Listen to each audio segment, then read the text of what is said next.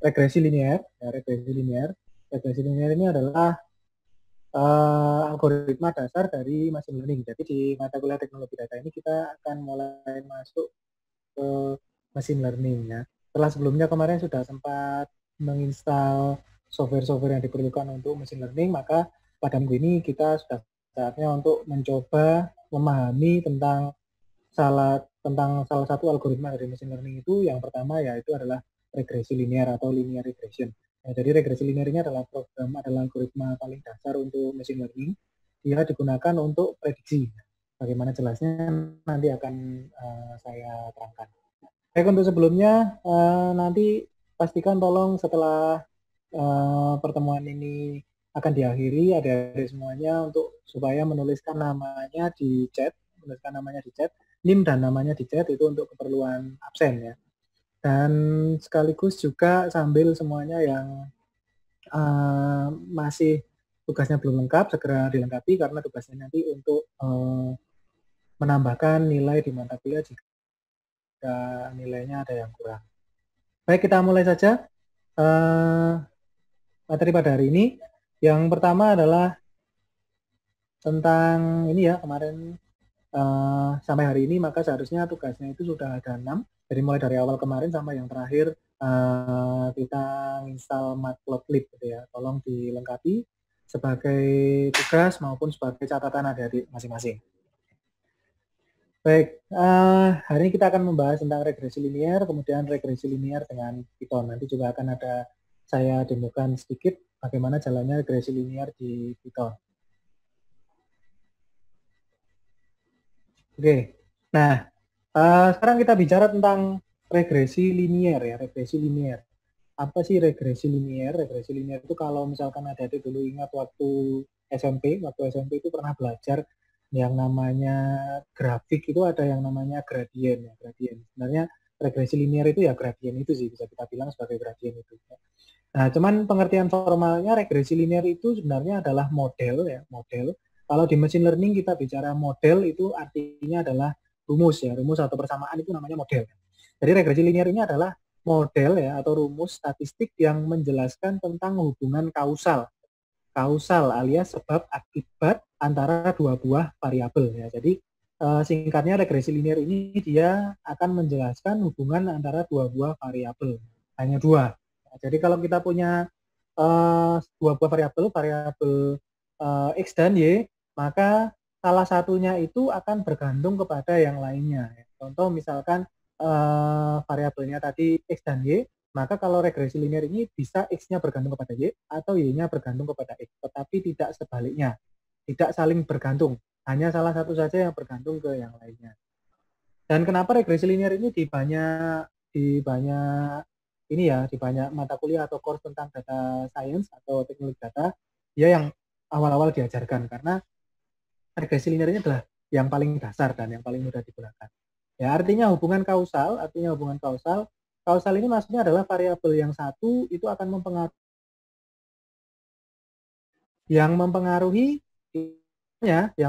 variabel yang mempengaruhi itu biasanya adalah variabel x ya, di sumbu x, variabel di sumbu x. Kemudian untuk variabel yang dipengaruhi itu biasanya yang digambarkan atau diplotkan ke dalam sumbu y. Variabel yang mempengaruhi itu disebut sebagai variabel independen, dan variabel yang dipengaruhi itu disebut sebagai variabel dependen. Nah, terus hubungannya apa regresi linear ini dalam data science ya?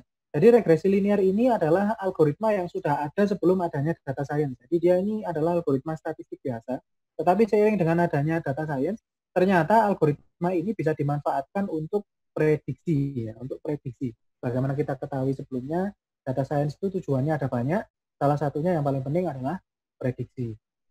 Nah, alurnya bagaimana kok bisa regresi linear ini bisa menghasilkan prediksi? Nah, alurnya itu yang pertama adalah tentu saja kita harus mengumpulkan sampel data.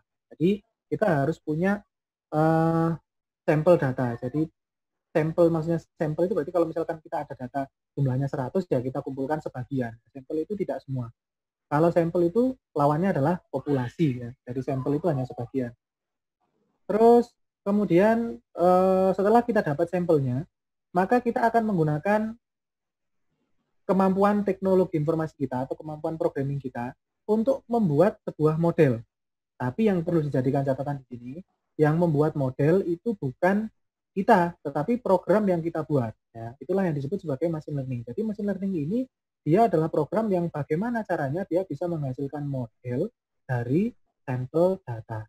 Setelah kita dapat modelnya, maka prediksi dapat dengan mudah dilakukan. Nanti akan kita contohkan. Nah, ketika sudah mendapatkan model, modelnya sudah dapat, rumusnya sudah dapat, maka nanti untuk memprediksi, kita tinggal memasukkan nilai X yang ingin diprediksi Y-nya berapa. Ya. Tadi kan kita sudah paham kalau variabelnya itu ada yang independen dan ada yang dependen. Yang dependen bergantung itu adalah X ya, adalah Y, sorry ya. Y bergantung kepada X. Jika X-nya naik, maka Y-nya bisa naik, bisa turun. Pokoknya dia bergantung. Tapi kalau Y-nya naik atau turun, tidak begitu dengan X-nya ya. Nah, ini. Kemudian berikutnya,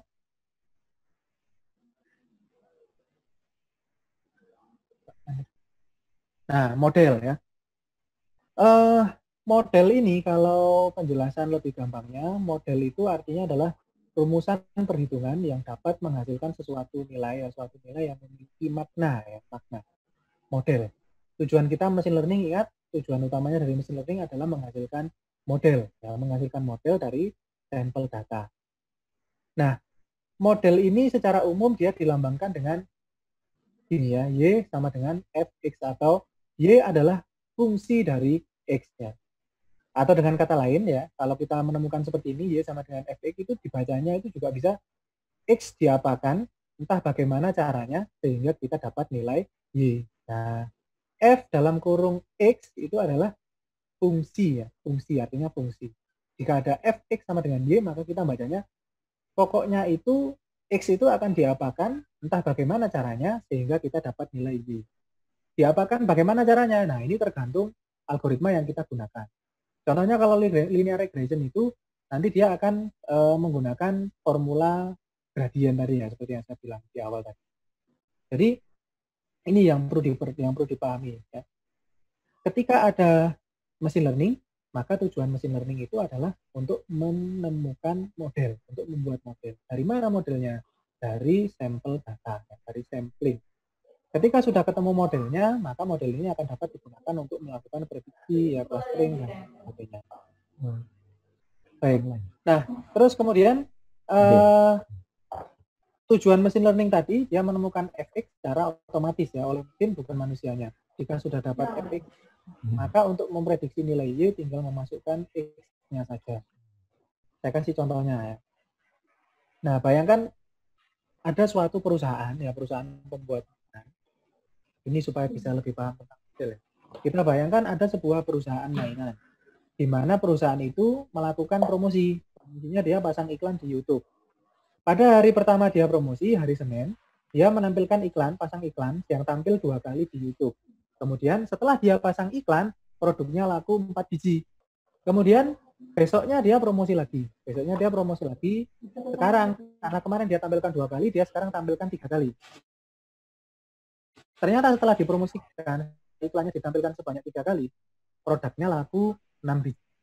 Kemudian besoknya lagi, promosinya dia promosi 4 kali, laku 8. Dan kemudian besoknya lagi promosi, sehingga misalkan dia promosinya sampai 100 hari berturut-turut. Nah, kalau 100 hari berturut-turutnya itu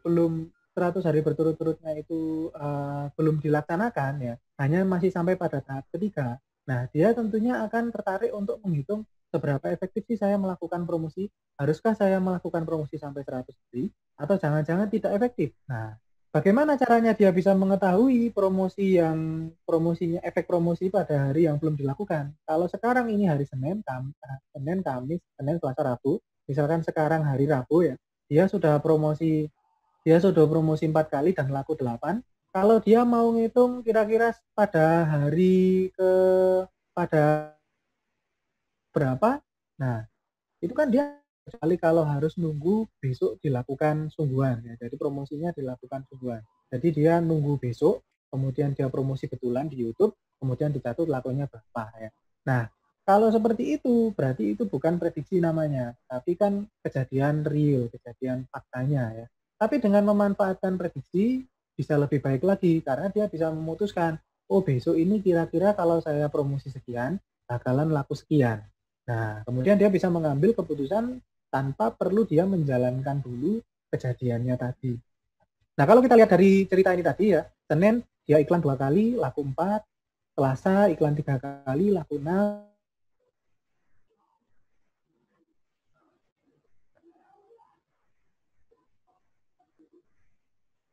Nah, kalau kita lihat ya, dalam regresi linear itu yang terpenting adalah kausalitasnya. Kita dalam menentukan kausalitasnya, sebab akibatnya ya. Sebab menentukan sebab akibatnya itu harus benar. Kalau sebab akibatnya keliru, maka model yang akan kita buat keliru. Nah, taruhlah itu nanti untuk untuk menentukan kausalitas nanti akan saya jelaskan. Tapi sementara eh, di sini kita lihat saja, dari sini kita anggap saja ya bahwasanya produk itu bergantung pada iklan. Tapi iklan tidak bergantung pada lakunya produk. Nah, maka dari itu bisa kita terjemahkan iklannya tadi, jumlah iklannya tadi sebagai apa? X apa Y? Y. Sebagai Y. X ya. Salah, sebagai X. Nah, iklan yang karena kalau iklannya banyak, kalau kita lihat ya, iklannya 2 dia jadi 4, 3 dia jadi 6, 4,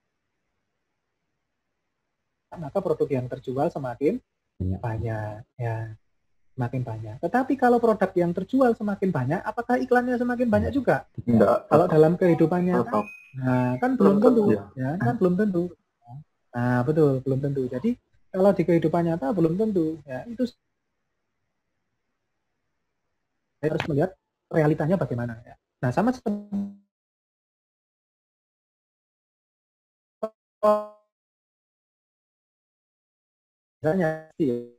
penghasilannya akan semakin tinggi, ya kan? Tapi kalau orang yang penghasilannya tinggi, apa pasti sekolahnya dia juga tinggi? Nah, bisa aja dia memang ini kan, apa namanya, sudah dapat warisan, sudah kaya, ya kan? Malah dia biasanya cenderung malah nggak mau sekolah. Ngapain sekolah orang sudah kaya, ya? Nah, itu seperti itu. Jadi ini yang dimaksud dengan kausalitas. Jadi satu variabel bergantung kepada satu yang lainnya.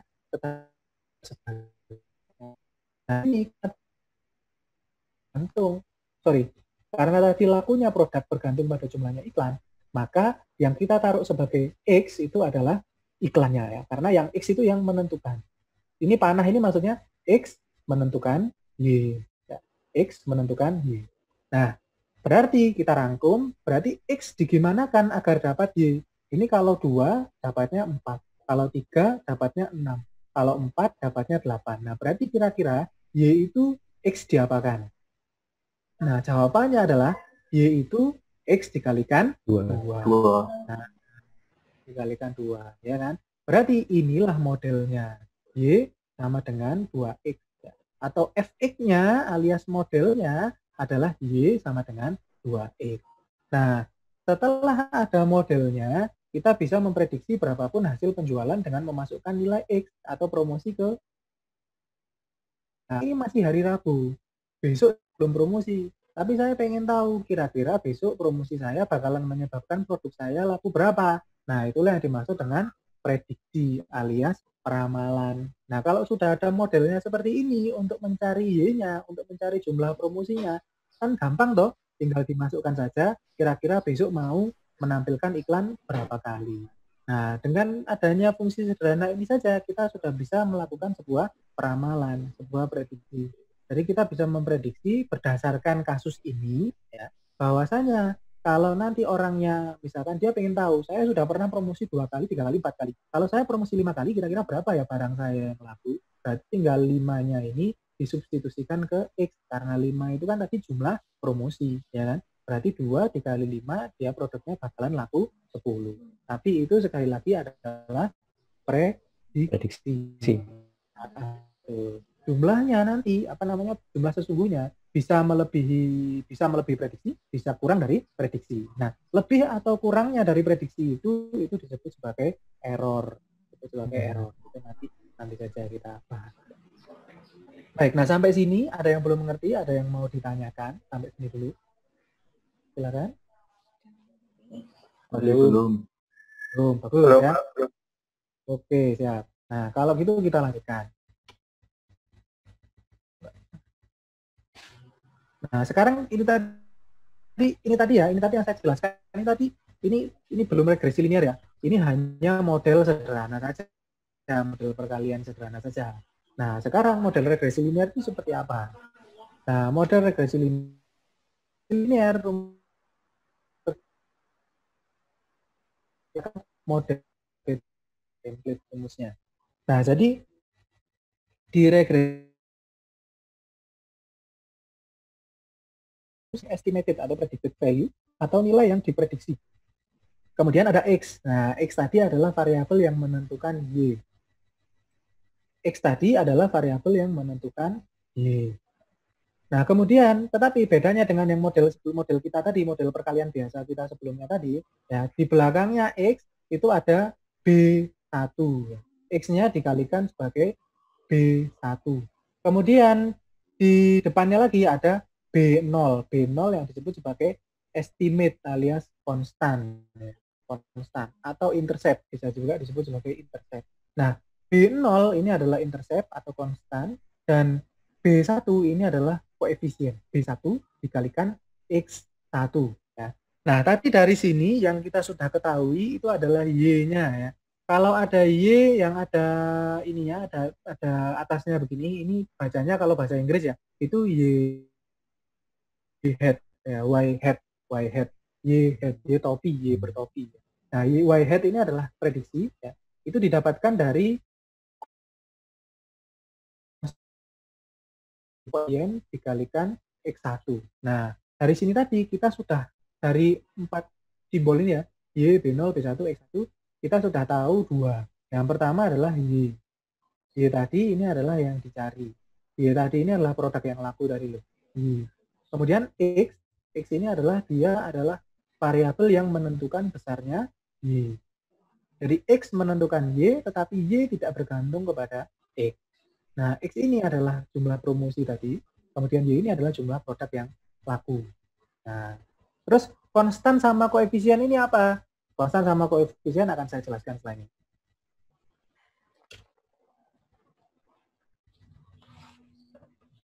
Nah, ini ya. Jadi rumusnya tadi, Y topi ya, Y topi atau Y hat sama dengan B0 ditambah B1 dikalikan dengan X1. Nah, kita cari lagi studi kasus yang lain ya. Studi kasus yang lain yang tadi penjualan produk. Sekarang kita ambil studi kasus yang dia bisa kita terapkan B0 dan B1. Nah, bayangkan misalkan seperti sampean sekarang ini sekolah ya, kuliah ya, kuliah D4 ya. Nah, gaji seseorang dari apa namanya fenomena yang terdapat di sekitar kita saat ini ya. Lumrahnya saya tidak bilang selalu, tapi biasanya gaji orang yang bekerja itu ditentukan berdasarkan lamanya dia sekolah ya, X1, tahun pendidikan. Jadi makin banyak dia sekolah, tentunya sekolah yang lulus terus ya, bukan sekolah yang nggak naik kelas. Makin banyak dia sekolahnya benar, maka lumrahnya ya biasanya gajinya akan meningkat ya. Makin banyak tahunnya, makin banyak gajinya. Kemudian, nah sekarang ada konstanta sama koefisien. Konstanta itu apa? Koefisien itu apa? Ya. Kalau konstanta ini biasanya ya, apakah di dalam dunia nyata ini ketika ada orang yang tidak sekolah sama sekali, penghasilannya sudah pasti nol? Ya, kalau misalkan ada orang yang nggak sekolah, ya, orang yang nggak sekolah belas ya, nggak sekolah belas, dia nggak pernah TK, SD dan sebagainya, dia nggak pernah. Apakah bisa kita pastikan orang itu gajinya bakalan nol?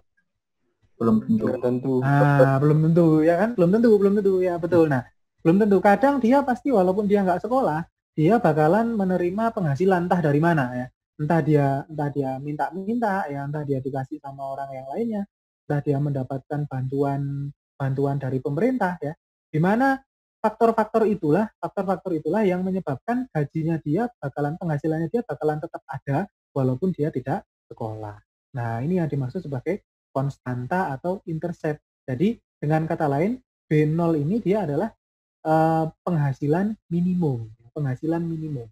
Nah, jadi misalkan rata-rata ya orang Indonesia ini minimum ya orang yang paling melarat di Indonesia ini misalkan sehari dia dapat penghasilan itu Rp10.000.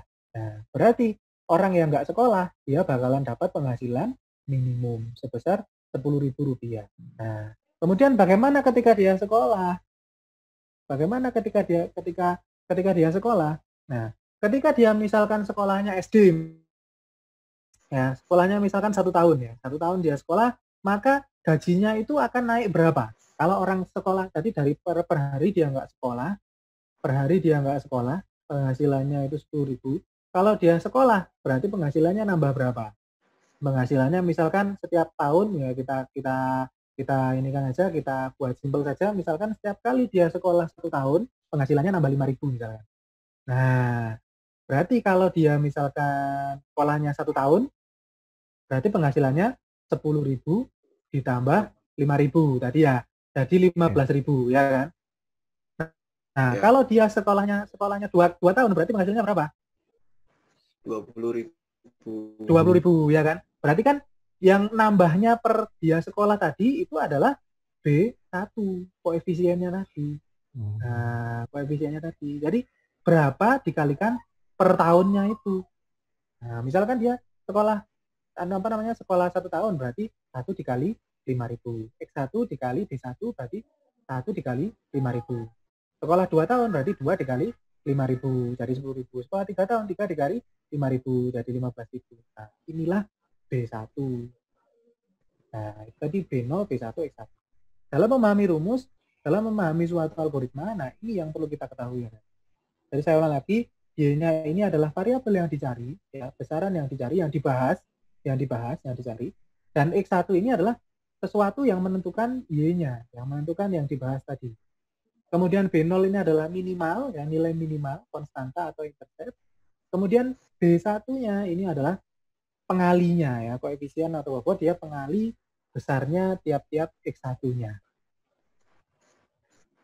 Oke, nah ini berarti makin lama sekolah, makin besar gajinya, tapi tidak sebaliknya. Ya, nah jadi yang perlu diperhatikan penting dalam regresi linear ini adalah menentukan yang mana yang Y, yang mana yang X. Jangan sampai kebalik, karena kalau kebalik dia akan bertentangan dengan realitanya. Sebagai contoh, kalau kita tentukan sekolah itu sebagai X, ya pendidikan sebagai X, dan gaji sebagai Y, maka itu sudah make sense, ya, sudah masuk akal. Makin banyak sekolahnya, makin banyak gajinya. Tapi kalau kita balik, gajinya adalah X-nya dan sekolahnya adalah Y-nya, kita balik. Nah, itu nggak masuk akal karena belum tentu orang yang sugih itu dia bakalan sekolah lebih lama. Ya nggak mesti, bisa saja dia karena sudah kaya dia malah nggak mau sekolah. Nah, itu yang penting dalam menentukan nilai-nilai di modelnya regresi linear. Nah, kemudian yang ini tadi, yang B0 tadi, kalau tidak sekolah, gajinya tidak 0, tapi setidaknya dapat gaji minimum. Itu disebut sebagai konstanta. Baik, sampai sini ada yang ditanyakan dulu? Belum, Pak. Baru. Ya, benar. Oke.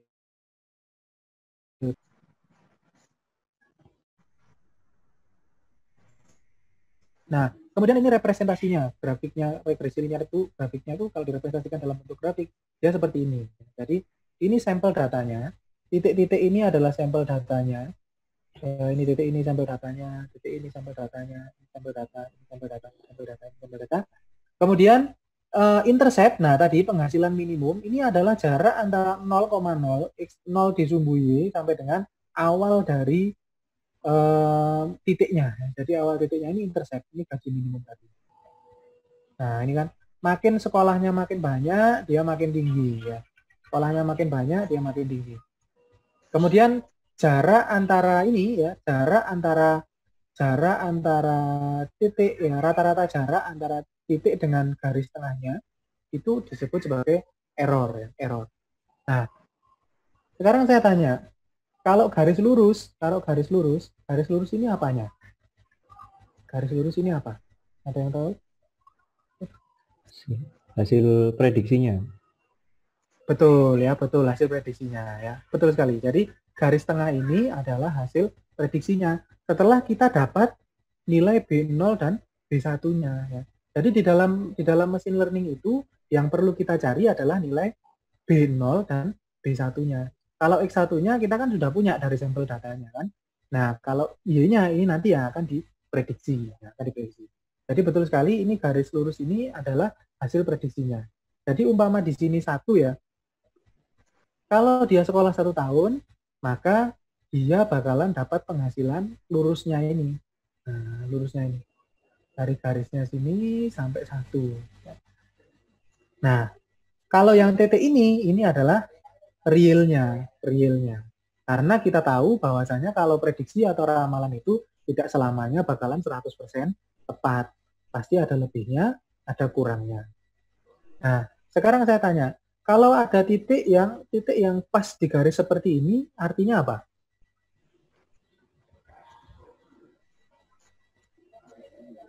Sesuai dengan prediksi. Wah, ya pintar ya. Itu siapa yang jawab, kelihatan namanya ya. Jadi ini benar sekali ya. Jadi kalau ada titik yang pas di garisnya, berarti kebetulan prediksi pada jumlah tahun sekolahnya itu benar-benar pas sesuai dengan kenyataannya. Ya. Nah, kalau begitu, saya tanya lagi, hasil prediksi yang paling baik itu yang bagaimana? Apakah yang semakin jauh antara titik dengan garisnya atau semakin dekat antara titik dengan garisnya? Semakin dekat. Semakin dekat. Ya, betul sekali. Semakin dekat. Betul sekali. Semakin dekat. Jadi semakin dekat apabila kita berhasil membuat suatu baris yang makin dekat dengan semua titik-titiknya, maka itulah prediksi yang terbaik. Ya, itulah peramalan yang terbaik. Ya, seperti itu. Jadi kalau kita buat suatu machine learning, ya, tujuan utama dari program machine learning yang kita buat tadi, tujuannya itu adalah membuat garisnya ini, membuat model sehingga modelnya ini bisa digunakan untuk menggambar garisnya. Itu tujuannya machine learning. Ya. Baik, ini linear regression. Sekarang bagaimana codingnya ya? Bagaimana codingnya?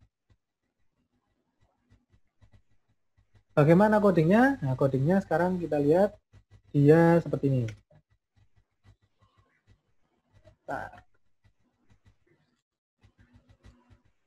Nah, di sini sebelum kita bisa coding di Python ya, inilah enaknya kita pakai Python ya. Sangat mudah sekali.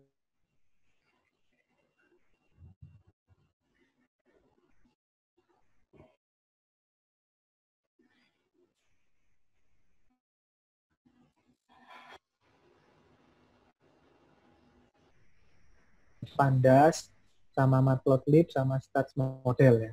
Paling enggak 4 ini biasanya yang paling sering digunakan kalau kita mau bikin machine learning. Nah, NumPy ini library untuk perhitungan, ya, untuk memperhatikan perhitungan. Jadi perhitungan di Python kalau pakai NumPy itu kita udah nggak repot-repot lagi. Kita sudah nggak repot-repot lagi untuk bikin array dan lain sebagainya. Itu kita udah nggak repot-repot lagi. Dia udah otomatis bikin matrix. Ya. Kemudian Pandas ini digunakan untuk membaca data dan dikonversi secara otomatis menjadi matriksnya NumPy. Ya. Terus Matplotlib seperti yang kemarin kita install itu untuk visualisasi. Terus ada Stats Model. Nah, Stats Model ini untuk membuat model dengan sangat mudah ya. Dengan bantuan Stats Model ini kita nggak perlu belajar statistik sampai doe-doe ya. Langsung pakai ini saja kita sudah bisa bikin. Baik. Nah, caranya seperti ini ya. Jadi nanti akan saya demokan. Ya, tapi pada intinya barisnya nanti di Python-nya itu kita menggunakan SM ya. SM ini stats model. Yang bakalan menghitung modelnya, yang bakalan menemukan B0 dan B1 ya, itu adalah stats model. Kita nggak perlu bikin sendiri dari awal. Ya, kita tinggal pakai stats model saja. Kemudian kita panggil metode OLS. OLS ini artinya ordinary least square kalau tidak salah ya. Terus kemudian kita masukkan sampelnya, sampel dari Y-nya tadi.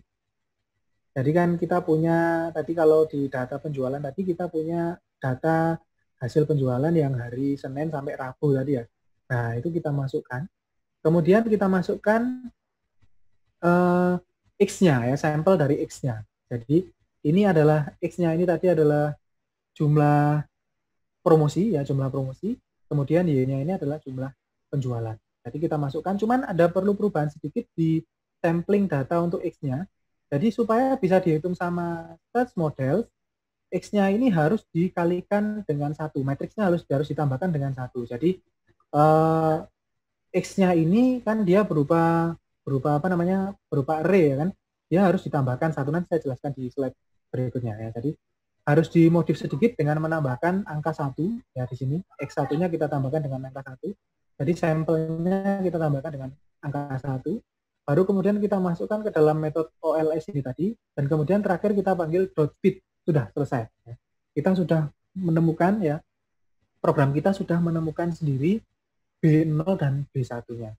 Nah, ketika B0 dan B1-nya ini sudah ketemu, misalkan B0 1, B0-nya 3, B1-nya 5. Ya sudah, kalau kita mau memprediksi ya tinggal masukkan saja angka yang penjualan yang mau diprediksi berapa, nanti dikalikan dengan 5, kemudian ditambahkan dengan 3, maka akan ketemu jumlah Y-nya.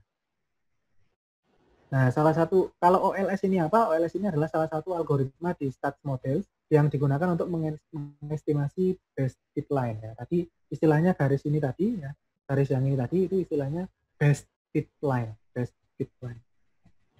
Nah, itu nanti bisa dicari dengan menggunakan stats model. Oke, kemudian terkait dengan yang tadi, fungsi ini sm @_constant, ya, stats model @constant, itu nanti sebenarnya cuma gini aja sih. Jadi misalkan ini data penjualan kita, awalnya tadi data promosinya ya. Jadi Senin promosi 8 kali, Selasa nggak promosi, Rabu promosi berapa 4 kali, berikutnya 2 kali, berikutnya nggak promosi lagi, berikutnya 2 kali lagi, dan seterusnya ya. Dengan menambahkan tadi @constant ya, @constant pakai stats model, itu nanti array-nya akan menjadi seperti ini. Jadi tetap, bilangannya ini tetap, kemudian di depannya ditambahkan 1 kolom lagi, isinya angka 1 semua. Ya, angka 1 semua. Lupa kenapa kok gitu ya. Nah, ini permintaannya stats model ya, supaya dia stats model bisa menghitung, supaya dia bisa menghitung ini ya, menghitung best fit line-nya tadi. Dia harus berupa array yang 2 dimensi gini, matriks yang 2 dimensi gini tadi. Jadi harus ada 2 kolom matriksnya. Gitu. Baik, sekarang saya tunjukkan, sebelumnya itu ada pertanyaan dulu, silakan. Saya tunjukkan sebentar, habis ini jalannya codingnya bagaimana, terus kita bisa akhiri. Ada pertanyaan, adik-adik, silakan. Jadi tujuan kita adalah, bagus ya. Jadi tujuan kita adalah membuat coding di Python, di mana codingnya ini nanti bisa menemukan B0 dan B1-nya ya. B0 dan Saya mau tanya, Pak. Iya, silakan deh. Nah, yang berdasarkan kodenya itu berarti konstannya itu sudah diisi sendiri sama programnya. Betul ya. Jadi zaman ketika pakai stats model, SM ini dia adalah stats model ya. Kita tinggal panggil metode @constant ya, @constant. Nanti otomatis array angkanya tadi dari semula seperti ini dia akan menjadi seperti ini. Sudah ditambahkan secara otomatis. Gitu. Oke. Nah, baik, Pak. jadi bagus, terima kasih ya. Nah, jadi yang perlu diingat-ingat di sini itu adalah kita masih bingung tentang machine learning. Apa sih machine learning itu sebenarnya?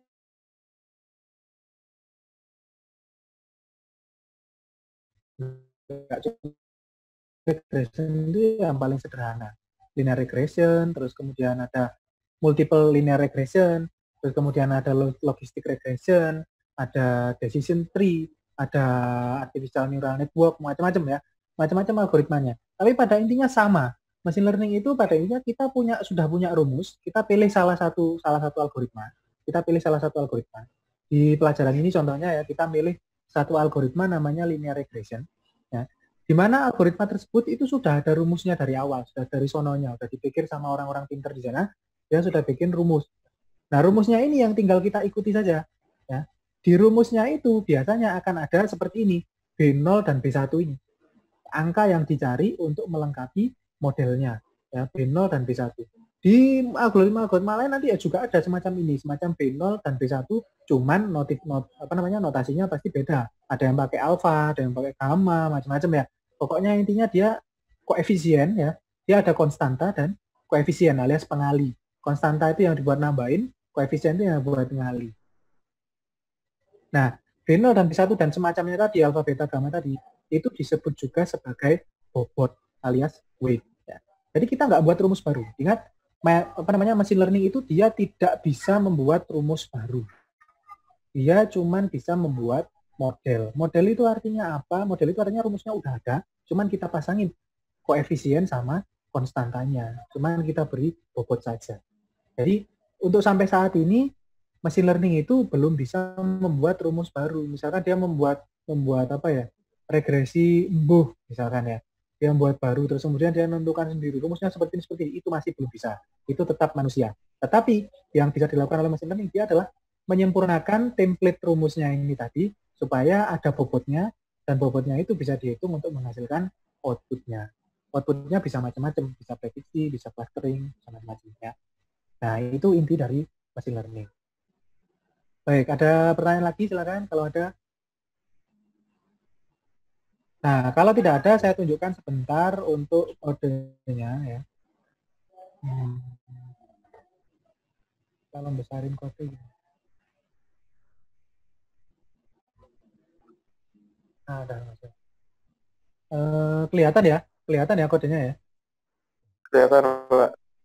Ya, saya soalnya nggak tahu cara besarin fontnya ini, biasanya pakai apa namanya Mac, ini pakai Windows. Oke, baik. Nah, jadi seperti biasa kita bikin, ini nggak usah diikutin ya, dilihat aja, yang penting ngerti, nanti bisa nyoba sendiri. Source code-nya nanti akan saya kasihkan. Nah, jadi seperti biasa kita bikin satu file main.py, terus kemudian kita bikin satu kelas namanya belajar regresi linear. Nah, di sini di main ini nanti kita panggil kita import kelasnya itu seperti biasa. Kemudian kita jalankan. Nah, baik, yang pertama adalah ini.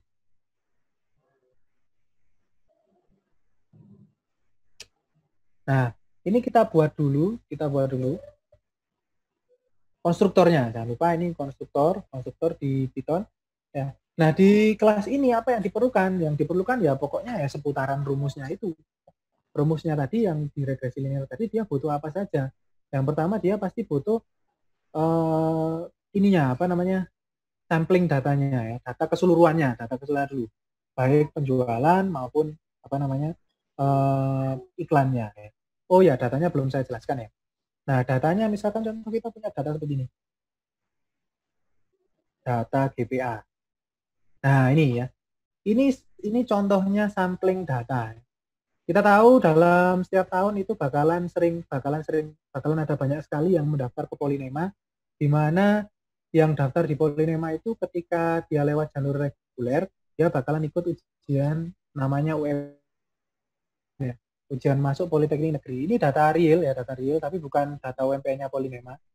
Nah, dari orang-orang yang ikut UMPN tersebut pastinya punya nilai ya, mereka punya nilainya 1.700 ya, 1.600 ya, sampai yang paling tinggi nilainya ada yang ini ya sampai 2050 nilainya. Nah, kemudian kita mencoba untuk memprediksi berdasarkan nilai UMPN-nya, IPK-nya mahasiswa tersebut berapa ketika dia lulus. Nah, ini di sini kelihatan ketika nilai UMPN-nya dia rendah, biasanya IPK-nya dia rendah juga. Ini 17-14 dia dapat 2,4, ini 2,52. Makin tinggi nilai UMPN-nya ya, ini seperti contohnya ini 2050, ya IPK-nya kumlot ya 3,81. Nah, ini yang dimaksud dengan apa namanya sampling data. Kenapa ini disebut sebagai sampel? Karena yang lihat ini yang saya ambil hanya 85 saja. Sedangkan setiap tahunnya kalau yang ikut Polinema, kalau kita mau ambil semua dari tahun Polinema pindah ke Soekarno-Hatta sampai sekarang, ya saat ketapru banyak sekali ya kan, sekitar puluhan ribu orang. Nah, di dalam machine learning yang kita butuhkan adalah sampel. Makin banyak sampel makin bagus. Nah, ini contoh datanya. Data ini yang akan kita proses. Ini kita sudah dapat apa namanya X-nya, kita sudah dapat Y-nya, beberapa contoh X ya, beberapa contoh X dan beberapa contoh Y.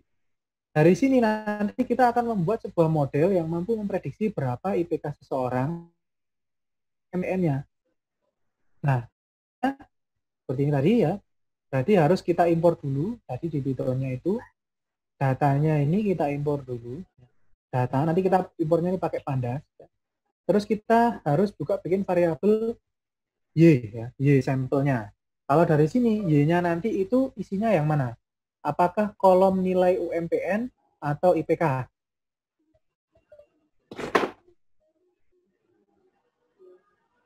Nah, yang di sini berarti nanti Y-nya itu, Y samplingnya itu adalah, ingat tadi Y itu adalah yang bergantung kepada X.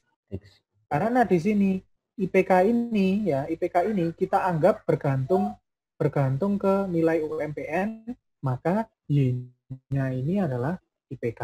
Ya. Y-nya ini adalah kolom IPK. Y-nya ini kolom IPK. Terus kemudian yang X-nya tadi itu adalah nilai UMPN-nya. Nah, maka di sini nanti kita siapkan Y-nya. Ya. Y-nya ini nanti untuk nilai UMPN. Salah. Y-nya ini adalah IPK. Dan kemudian X-nya ini adalah, nah, terus kemudian kita lihat rumusnya, di sana ada Y hat atau Y yang diprediksi, Y hat ya, sama dengan 0 ditambah B1 dikalikan dengan X1 ya. X1-nya ini adalah example ya. X1-nya ini adalah example, X contoh tadi ya. X1-nya adalah ini ya, example. Kemudian Y-nya itu adalah yang dicari, ya, Y-nya itu adalah yang dicari nanti. Kemudian kita butuh B0, nah B0 dan B1. B0 dan B1 ini adalah bobot. B0 dan B1 ini adalah bobot. Ya, ini juga bobot.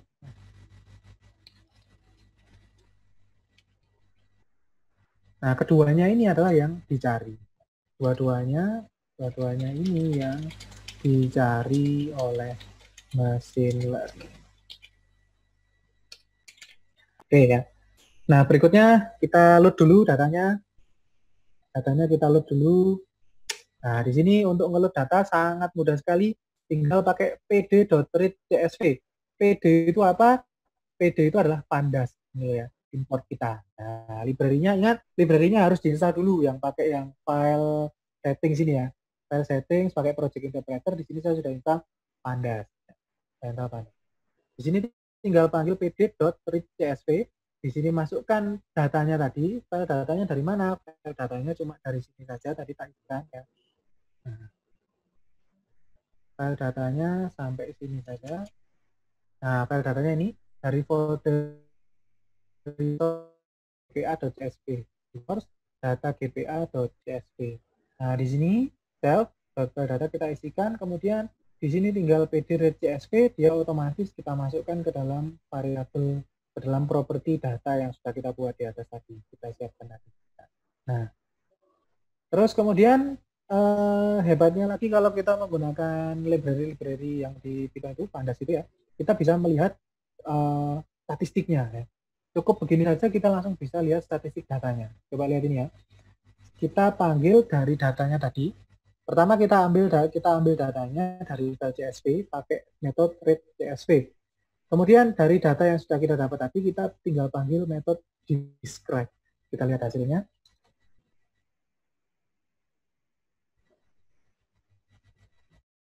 Nah, lihat ini. Nah, datanya ya. Data yang tadi dari CSV, yang dari tadi CSV tadi, sudah masuk ke sini. Sudah masuk ke matriks. Matriksnya, matriks 2 dimensi, ada kolom nilai UMPN, ada kolom IPK. Nah, ini hebatnya pandas. Kita tinggal pakai pandas.readcsv di dalam bentuk matriks. Kemudian kita memanggil tadi, describe tadi. Nah, self.data.describe dari hasil pembacaan dari kelas pandas tadi bisa menampilkan statistiknya. Jadi di dalam data yang kita ambil tadi itu jumlahnya berapa, jumlah barisnya berapa, 84 baris, rata-ratanya berapa, rata-rata nilai UMPN berapa, rata-rata IPK berapa, standard deviation-nya berapa, nilai terkecil ya, kuartil pertama, kuartil kedua, kuartil ketiga, nilai maksimumnya berapa. Nah, ini cukup dengan memanggil metode describe saja. Nah, inilah kenapa kita menggunakan Python untuk machine learning, bukan C++. Kalau C++ melakukan ini, mau menampilkan seperti ini, ya bisa 10-an atau 20-an baris kode sendiri. Kalau pakai Python, tinggal panggil metode describe saja. Oke, jadi data kita pertama sudah berhasil di-load, datanya sudah oke, datanya sudah berhasil di-load. Nah, sekarang kita ngeset menentukan X dan Y-nya, variabel dependent dan independennya.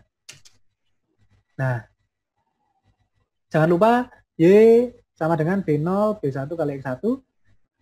Untuk variabel dependentnya itu adalah kita masukkan ke dalam properti Y samples, itu kita dapat dari data tadi, dari kolom IPK.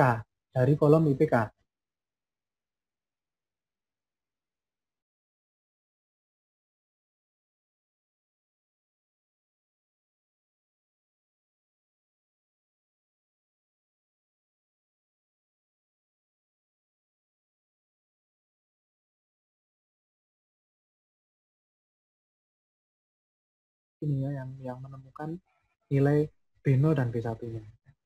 Nah, ketika ini kita sudah selesai dijalankan, maka untuk mendapatkan B0-nya, ini tinggal panggil dari hasilnya tadi, kita panggil variabel .params, kemudian di const ya, di variabel const, kemudian ada params sama nilai UMPN ini untuk mendapatkan B1-nya. Nah, kalau kita lihat itu nanti hasilnya seperti ini. Nah, ini. Jadi hebatnya ini stats model, dengan kita manggil .summary, ya kita manggil .summary, maka ini kita sudah bisa menampilkan data seperti ini. Nah, ini hasil perhitungan dari OLS tadi, dari metode OLS tadi. Dia akan menghasilkan apa namanya R-square, adjusted R-square, metode macam-macam ya. Yang perlu diperhatikan adalah di tabel yang kedua. Nah, di sini.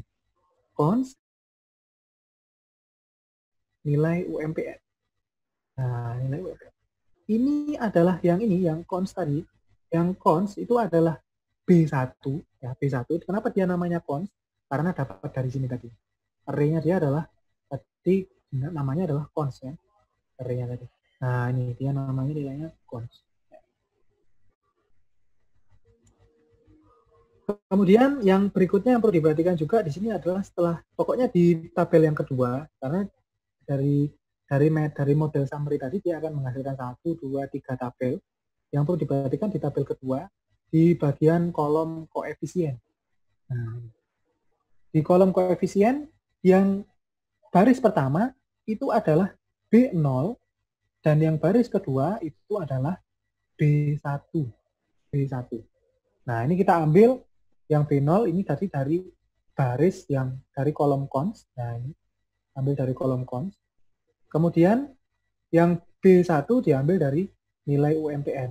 Nah, ini nilai UMPN. Terus setelah ini jadilah model kita ya. Kita sudah ketemu B1, B0-nya, selesai sudah. Jadi sudah. Nah, ini kita bisa visualisasikan modelnya sama aja ya. Hanya saja sekarang kita tambahkan tadi plotnya di tengahnya itu ada, kita tambahkan lagi untuk menampilkan regression line-nya ya, untuk menampilkan garisnya itu. Ini tinggal panggil metode plot, terus kemudian sampel, kita masukkan sampel dan prediksinya. Terus kemudian ini C-red ini untuk garisnya nanti biar warna merah, terus ini adalah label di garisnya. Oke, kita coba visualisasikan model.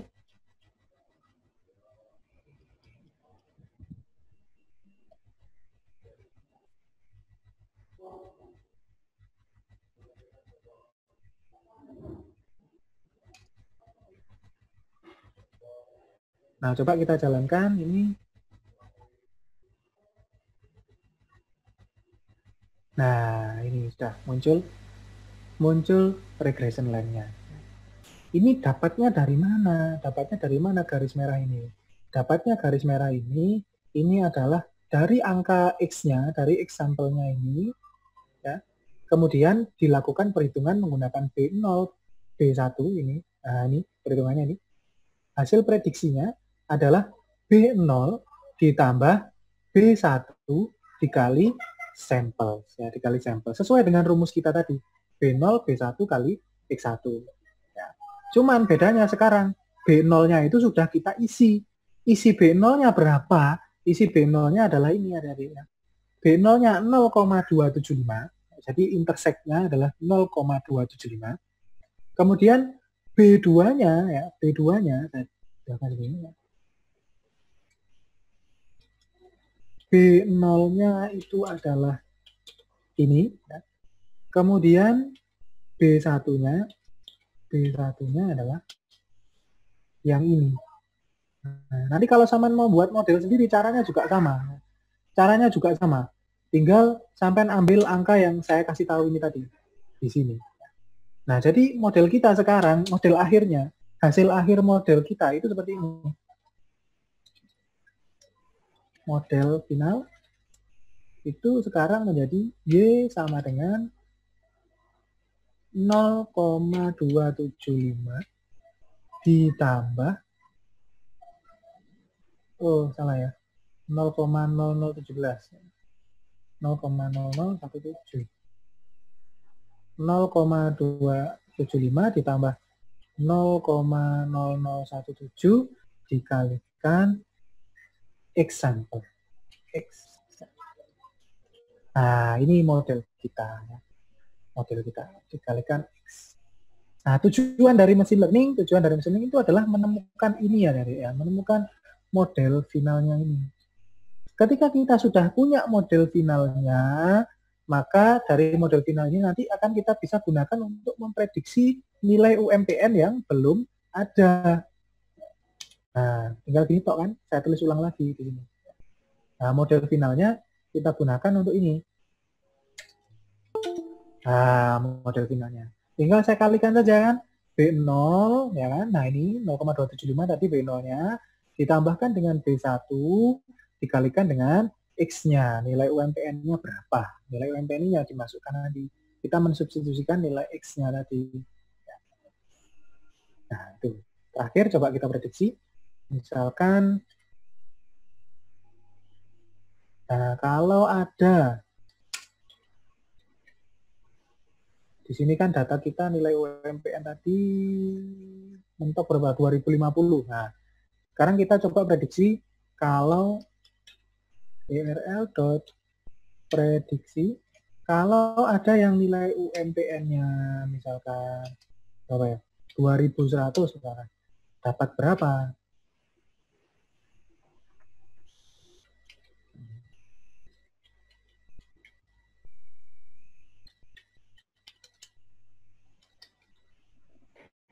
Ya. Nah, ini kita coba memprediksi, ya. Memprediksi dengan model yang sudah dibuat. Berapa IPK-nya seorang MHS jika nilai UMPN-nya 2100? Nah, jawabannya adalah ini. Prediksi IPK.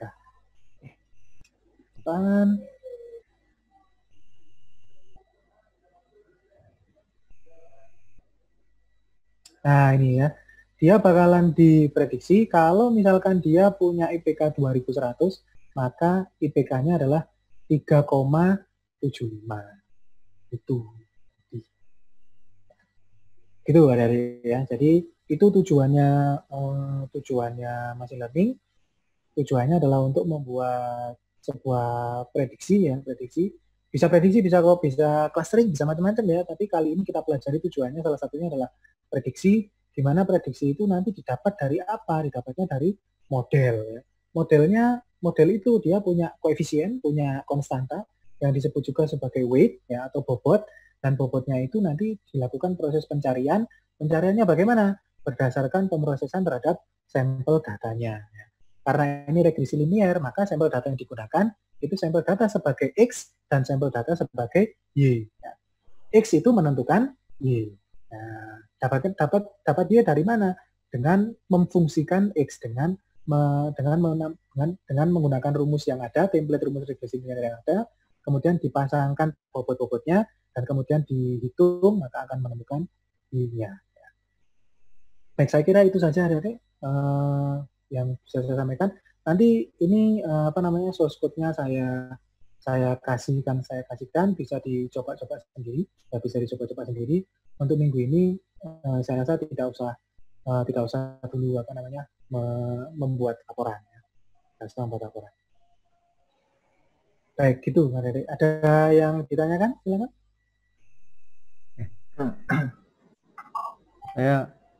Saya mau tanya, Pak.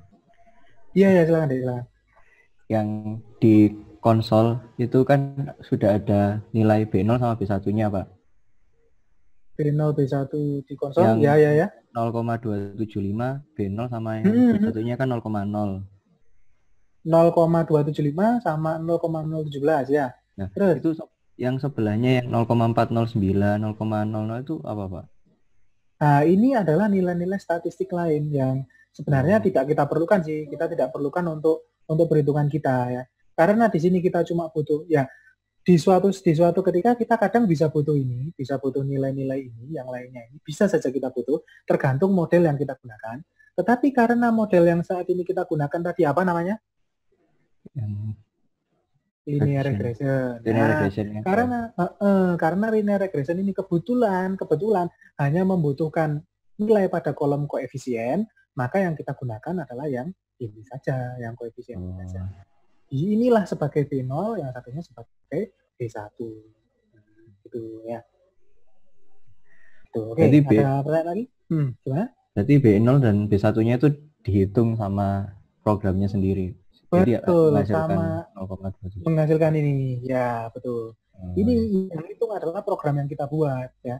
Tapi kita codingnya nggak ngoding sendiri, cuman sudah disediakan sama dia di library namanya stats model. Oh ya. Ini caranya. Baik, Pak. Ada lagi yang ingin ditanyakan?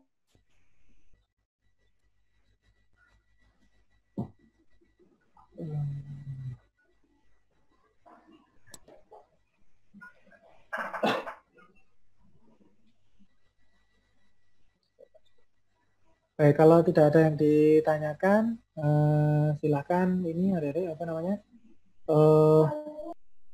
disebutkan di chat absennya berapa? Sorry, bukan absen ya, sebutkan NIM sama nomor absennya. NIM sama nama itu untuk absensi di pertemuan kali ini. Ya kan, diketikkan dulu sebelum saya tutup ininya Zoom-nya.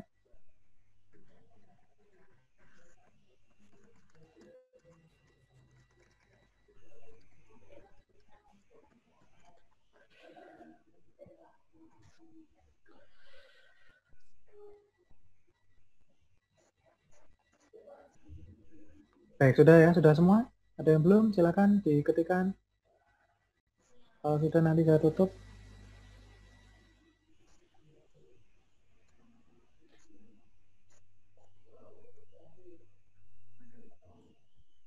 Baik, saya lihat sudah semua ya. Silakan kalau ada pertanyaan lagi, ada nih. Oh ya Pak, mau menginfokan tadi Rahardian itu ikut tapi katanya di rumahnya lagi hujan badai Pak, jadi kayaknya internetnya keputus. Oh, aja ya, nanti tolong di WA-kan ke saya ya. Suruh WA saya aja ya. Ya, makasih. Nah, ada lagi pertanyaan? Silakan ada. Baik, untuk minggu ini saya tidak ngasih tugas karena saya khawatir tugasnya kebanyakan dari yang mata kuliah yang lain ya. Jadi gak apa-apa, saya rasa cukup ini aja. Nanti sambil source code-nya saya kasih, tambahan baca-baca saja ya. Dicoba-coba sendiri saja supaya lebih paham tentang linear regression. Baik, terima kasih atas perhatiannya adik-adik. Saya mohon maaf jika ada kesalahan. Assalamualaikum warahmatullahi wabarakatuh. Waalaikumsalam warahmatullahi wabarakatuh. Terima kasih, Pak. Terima kasih Pak. Ya, sama-sama, jaga kesehatan selalu.